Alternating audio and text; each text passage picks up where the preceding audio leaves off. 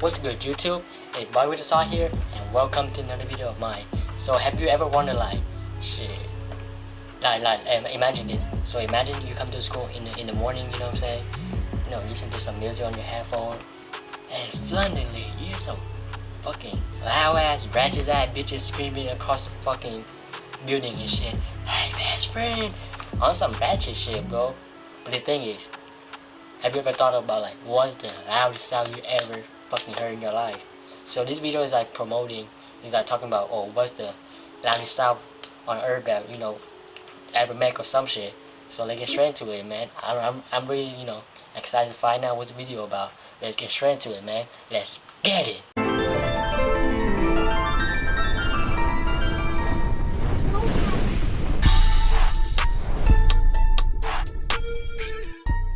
This episode of Real Life Lore is brought to you by Anchor Soundcore Portable Speaker Series. Click the link in the description for more information. Think for a moment about how loud the loudest sound that you've ever heard in your life was. If you're hearing my voice right now after experiencing an incident like that, then it was nowhere near the loudest sound that has ever happened. Humans at various points in history have heard sounds so loud from a source that they heard them from thousands of kilometers away from their actual origin. But before I can explain what the loudest sound was and how incredible it is, I first need to explain how sound is measured in terms of loudness in the first place. This image here is a sound wave. For the purpose of this video, all you need to know about really is the amplitude of the wave, because it's the amplitude that determines how loud a sound appears to be to humans. The decibel scale is what's used to measure the loudness of a sound, and it's important to note that the scale is logarithmic. This means that 10 decibels is 10 times more powerful than 0 decibels, and 20 decibels is 10 times more powerful than 10 decibels, but 100 times more powerful than 0 decibels. With all of that in mind, let's start building our way up to the loudest sound in history by beginning at 10 decibels, which is about how loud standard human breathing is and is barely audible to the average human. 10 times more powerful than this at 20 decibels is the rustling of leaves in the wind, and then 10 times more powerful than that at 30 decibels is a whisper. We're still in pretty quiet territory, so moving higher up to 44 decibels is the average ambient noise that's present in a library. A little bit higher than that, at 50 decibels, is the noise of a normal conversation in your home. And 10 times more powerful than that, at 60 decibels, is the noise of a normal conversation in a restaurant. 70 decibels is about the noise that a vacuum cleaner produces, and it's a good comparison for all the noises that are coming up next. Twice as loud as that, at 80 decibels, is the noise created by a garbage disposal, and 4 times as loud as a vacuum cleaner at 90 decibels is the noise that you would hear from a motorcycle engine if you were 7.5 meters away from it. 100 decibels would be 8 times louder than a vacuum cleaner and is roughly the noise produced by operating a jackhammer. Twice as loud as that, though, at 110 decibels, is the average threshold that humans begin to experience pain at. And 108 to 114 decibels is the average noise produced at a rock concert. My friends over at Airplane Mode created a video about the value of music produced at concerts like this, so make sure to check out their video next in the description.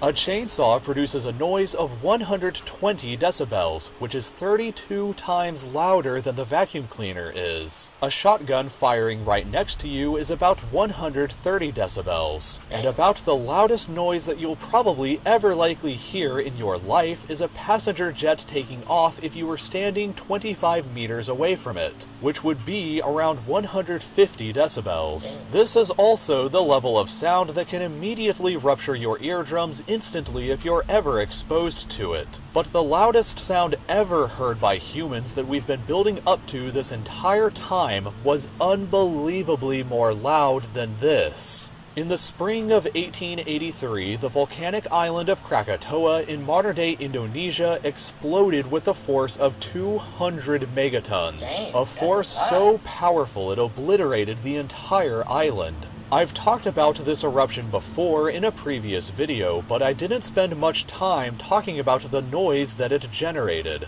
Any sound over 194 decibels begins to distort into more of a shock wave from an explosion rather than an actual sound wave. But the Krakatoa eruption generated an estimated 310 decibels at the epicenter of the explosion. This force was so loud that sailors located 64 kilometers away from the blast had their eardrums ruptured. The noise was even louder though than this may seem at first, because a pressure gauge located 161 kilometers away measured a sound of 180 decibels. It would have taken the sound about 7 minutes and 53 seconds to reach that far from the volcano, and it still would have been enough to not only rupture your eardrums if you were standing there, but also knock the wind out of your lungs and shatter glass windows on buildings. It's possible you could have actually died from the sound waves impacting and smashing through your body, but even if you didn't, you would be guaranteed to be permanently deaf for life afterwards. If the sound from the blast originated in Central Park in New York City instead, then everybody located inside of this circle would either be dead or permanently deaf for life afterwards. In real life, the volcanic blast was heard as far away as Perth, Australia, whose residents reported hearing what sounded like gunshots. It was also heard on the Indian Ocean island of Rodriguez, 4,800 kilometers away, whose residents reported what they believed to be cannon fire. Imagine if this time you were standing in Central Park and you heard what sounded like a cannon firing somewhere around you, only to find out later that the sound didn't come from near you at all, but rather came all the way from Ireland, and it took a time of nearly 4 hours to reach your ears. The sound wave began to grow less and less audible to humans the farther it traveled until the frequency became too low to be heard. Even though the waves couldn't be heard by humans themselves past a certain range, our instruments detected that the waves generated from the blast circled around the entire planet 3.5 times. So the next time you turn on your speakers with the volume a little too high, at least it won't be loud enough to cause a global catastrophe.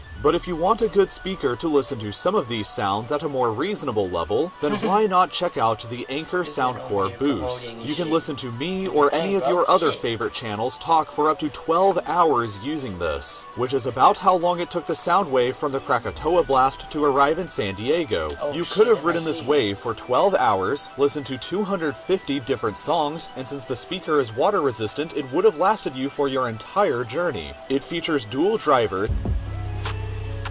Alright, bro.